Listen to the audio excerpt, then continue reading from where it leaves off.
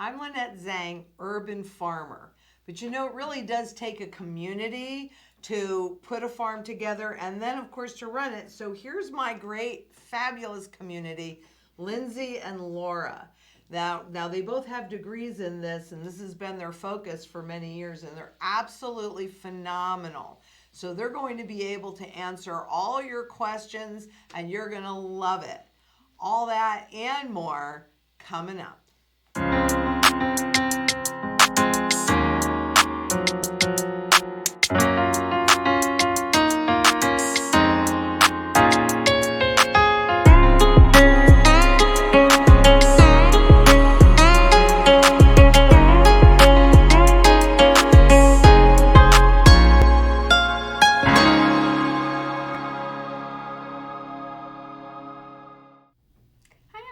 So we're going to jump right in with the questions. So our first question is from Purple Girl, and she's asking if we prefer to start our seeds and start plants in an outdoor greenhouse or indoors. I would recommend an outdoor greenhouse. You have a little bit more control over your variables, such as the sunlight and shade. You could add more shade if you need more shade, or even the temperature if you need it hot or a little bit more cooler for the type of seeds that you're growing. Indoors is also a great option if you don't have the space for the greenhouse or you don't want to put up that upfront cost of building one. So starting indoors is definitely a great option. You just have to make sure you have adequate light and that you're watching them really well, because if you put them too close to a window, especially in other parts of the country, it can be too chilly for them or sometimes they can burn. So just keep a good eye out on them. So what are the kind of lights that we use? So we use inflorescent bulbs when we're growing indoors. And there's an image of it. Now they can get those anywhere, can't they? Yeah, you can get those at an aquaponics store. You can also get them online, and they vary in price and quality, so it really just depends on what you want to invest. Mm-hmm. And doesn't that actually simulate the sunlight? That's the special bulb? It does. So they have different wavelengths, and different light wavelengths do different things for plants. So red light stimulates growth, and then blue light promotes healthy growth and leaf development. So it's a full encompassing light, so much better than just sticking it under a lamp. So I know that we're talking about seeds, and I'm kind of coming in here a little bit because we went in our cool room, and in Arizona the lettuce is gone because it's way too hot. Different parts of the country that's not true, and I think you can see on the picture that we took that there's a whole bunch of lettuce growing. So there are some things you can do indoors as well, even in an off season, isn't there? Yeah, definitely, especially since your house is probably a lot cooler than it is outside, especially in the summer, and especially if you're in Arizona. So having that cool room that's at 65 degrees, and that gives us a great option to grow those things that are out of season, but also that great initial start to kicking off our fall season, starting seeds in there. It's perfect. Okay, next question. Okay. Travis asks, have you ever tried growing something from the seeds from a fruit or vegetable bought from the store? So right now we are planning on planting garlic, which we bought from the store, so that's a great option. Garlic grows really well from the bulb, so we just stick those in the ground when it's time, and then those will sprout up. So that's a great option. Otherwise, onions will work well, and right now we're experimenting with pineapples too. So you cut the top of the pineapple off, and then you peel some of those leaves off, and then you just put it on the ground, on the soil, and cover it a little bit. So hopefully we'll start to see rooting happening in a couple of days. And it's also a good thing to buy organic so that you make sure it's not treated with a chemical. So I think you can also do that with celery as well. Can't you? Yeah, so a lot of things, spring onions too, if you put them in water, they'll sprout from the middle again, which is a great option. It might not be the most viable for long term, but it's always a cool experiment and a cool way to get that second crop. Awesome. Okay. And Doug asks, what are the first steps to building an urban farm? So I think one of the first steps is realizing the scale at which you want to do it. Scale is very important, and it's a lot easier to scale up than it is to scale down. So just kind of starting small is always a good idea, especially if it's not going to be your full-time job. If you just want to do it as a hobby and kind of see how it transitions, it's always good to start small and then be realistic with yourself, but also have fun and plant things that you're passionate about, because that'll help you continue to be passionate about it and keep going for seasons and seasons to come. So I know part of what I did was I would look at what I was buying at the grocery store and then say, can I grow that here? And if the answer was yes, then that's what I would start putting in the ground, because you might as well, in order to be as self-sufficient and independent as possible, I think it's important that you break away from the grocery store. I mean, we all got a good taste of what is coming in our future, but probably a lot worse. yeah, definitely. And I think it's also important to think about, like when we buy seed packets for the farm, we have other outlets for that produce. But if you don't have that other outlet, you don't necessarily need a whole seed packet's worth of certain crops that you might not use as often. So that's when seed sharing, or if your neighbor has a small garden, having that kind of community aspect is really helpful too. Yeah, I think there are a lot, in different cities and small towns. I think there are a lot of seed banks and, the name escapes me, but you know what I'm talking about, where people come together and share Seed exchanges and that kind of thing. definitely. Thank And you. a lot of libraries right now, I know the libraries aren't open, but a lot of libraries have seed programs and they give you smaller quantities of seed, but it's with the purpose of having you try new things. And you also want to keep the seeds cool too. Yes. So we keep them in the cool room because they'll stay viable longer. So you want them in the cool room and you want them in the dark. You don't want your seeds to be in the bright light.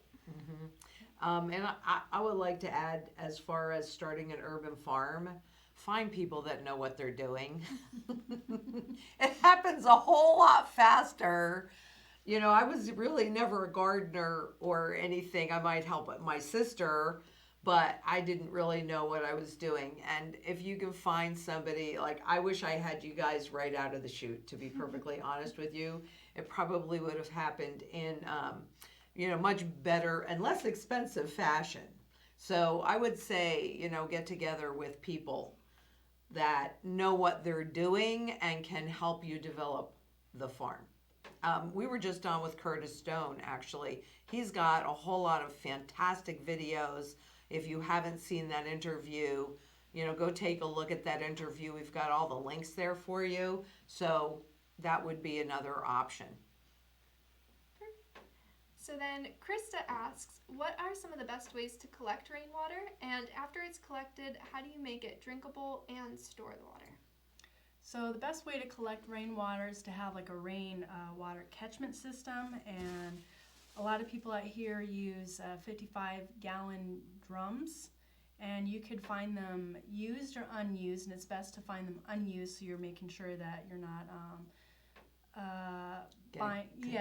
contaminating or chemicals in it that have been stored in it before. So you need to make a system where the water falls from the roof into these barrels, and about it being drinkable, it's not recommended to drink it, but you can use a Berkey water purification. Yep. Which is really high quality. Now, I actually bought this because I've put in I would never want to drink the duck water, actually, from the little duck pond. But we have 4 ponds on the property, and so that's what I've really done for rain catchment. And then, so just like the rain that you might catch from the roof runoff, you're not going to want to drink it.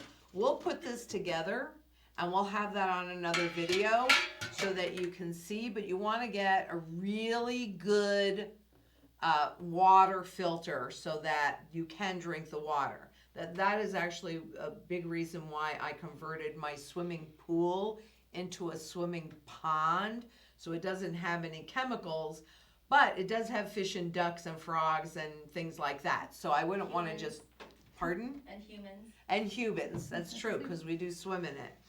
So we'll put this together, but Berkey I think it's the best water filter and purifier. There are others out there, but you should check them out.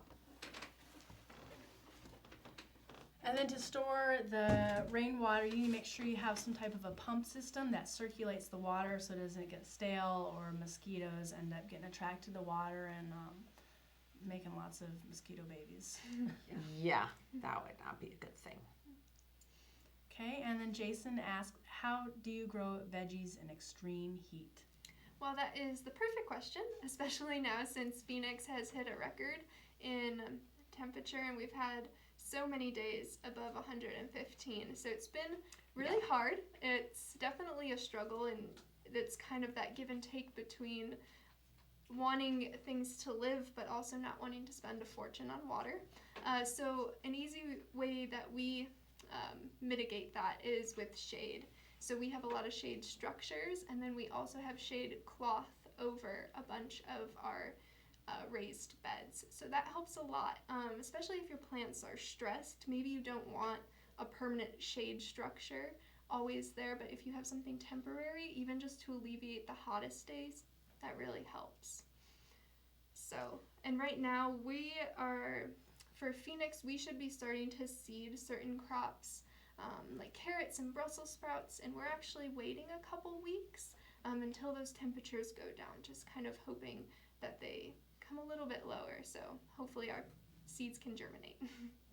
Can we also do something where we're putting mulch over it to keep the roots warmer or something like that? And there's we don't do this, but I have read about it, so we might experiment with that at some point, where it's you actually take two of the red clay, not unglazed little pots, and kind of put them together, and then do the wick, and you put it like you would plant plants around it, and then the roots pull the water.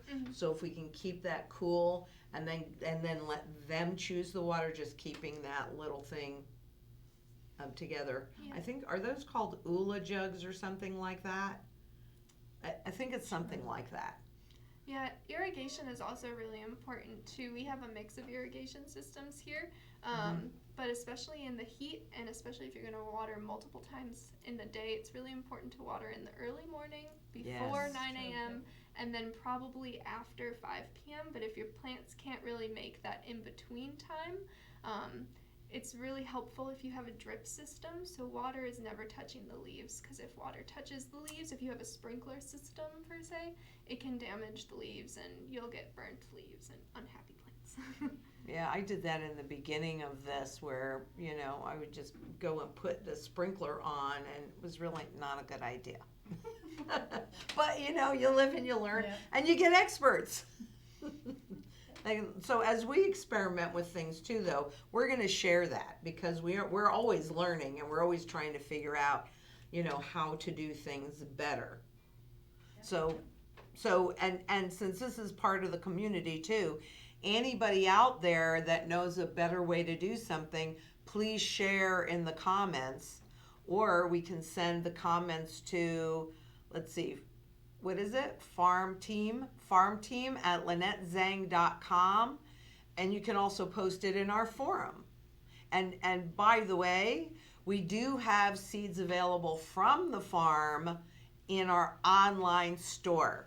So I think we have moringa, and we have a bunch of stuff, don't we? Hollyhock and holy basil. Yep. Yeah. Oh, holy basil's one of my favorites. It's so good for you. So, yeah, and that's directly seed saving from the farm. So I hope that you enjoyed this today. This is our first one, but we'll do lots and lots more. And keep those questions coming, because as you guys know, I love questions. And also keep coming back and sharing with the community, because that's really what this site is all about. So until next we meet, please be careful out there. Bye-bye.